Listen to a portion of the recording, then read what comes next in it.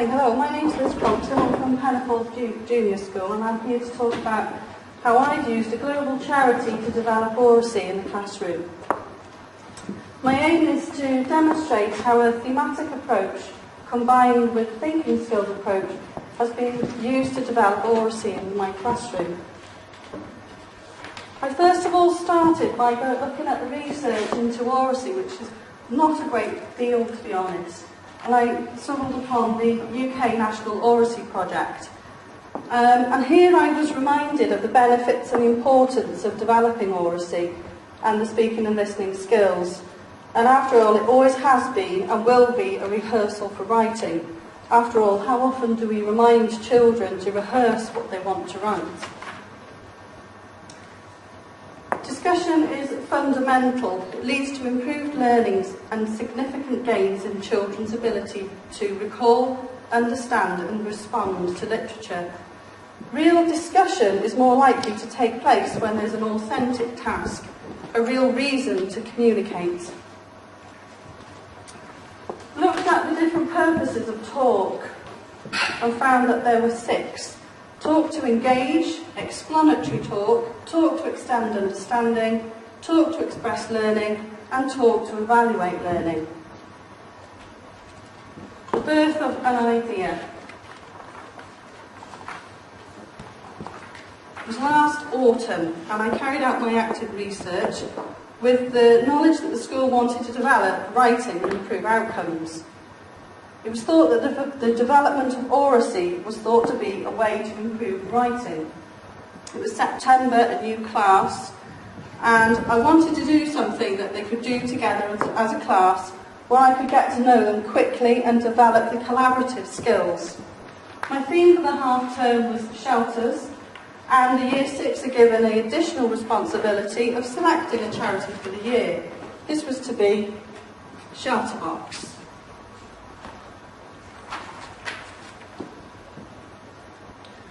Having consulted the national curriculum, I became confident that most of the range and the skills would be developed.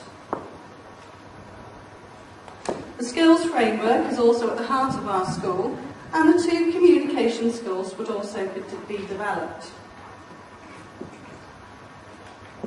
I re-evaluated my thematic planning, and as you can see, many of the subject area skills would be developed throughout this theme.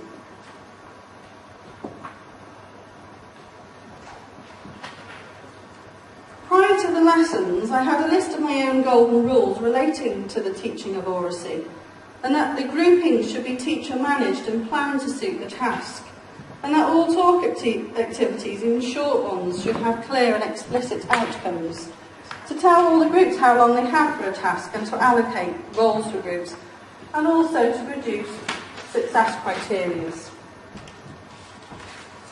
During my research, the National Oracy Project outlined a model for learning. These are engagement, exploration, transformation, presentation and reflection.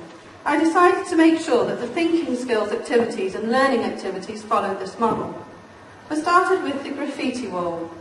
This encourages pupils to record their thoughts, feelings, ideas and suggestions around a particular topic. Further engagement, explanatory talk. Working as a group with assigned roles to produce a concept map showing the primary and secondary purposes of different types of shelters. Each group had prior selected a reporter who was required to feed back to the class. Final stage of engagement. I'd invited a representative from Shelterbox to launch the charity to the whole school. Prior to the presentation, I'd highlighted areas of learning that I expected the children to recall to me following the presentation. This ensured all pupils would listen attentively. Back in the workshop, the children asked pre-arranged questions and recorded the responses. Talk to extend understanding, exploration, spiral thinking. This activity allows pupils to personally reflect and communicate their thoughts, ideas and feelings in a creative way on a particular issue. As a group activity, someone acting as scribe, writing down the emotional vocabulary explored. How would you feel if you lost your home? Transformation. is where we had physical diamond ranking. Each pupil was given a photograph of a different type of shelter.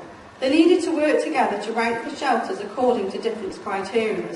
For example, the speed at which the shelter could be built. Each pupil had to justify to the person standing next to them why they should be allowed to stand in that spot. Once all of the children were lined up, other children would disagree, which would then spark a mini debate. Further transformation. Time to explore different tent-like structures, to discuss each tent's pros and cons and to examine how one is constructed and to look at its structure.